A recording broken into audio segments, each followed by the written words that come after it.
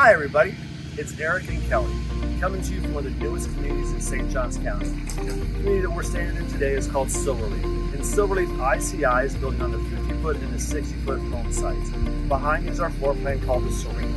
The Serena is a 4-bedroom, 3-bath home with a 2-car garage and an office. Come on inside, let's take a look.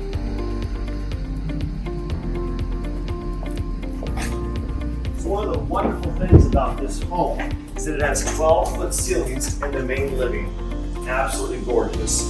So you have 2 bedrooms up front here, split by a full bathroom, 8-foot doors, 5¼ inch baseboard in this home. As we come on down to the foyer, so the 12-foot ceilings, you have another full bedroom, full bathroom, laundry.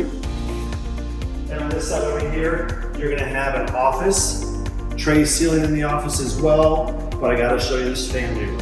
So this family room is just huge. 12-foot ceilings, tray ceilings, extra transit windows upstairs up the top. As my wife sort of pans over here, you can see the little kitchen. The master bedroom is on this back corner. And also out back here on our single night, we pre-pumped it for an outdoor kitchen.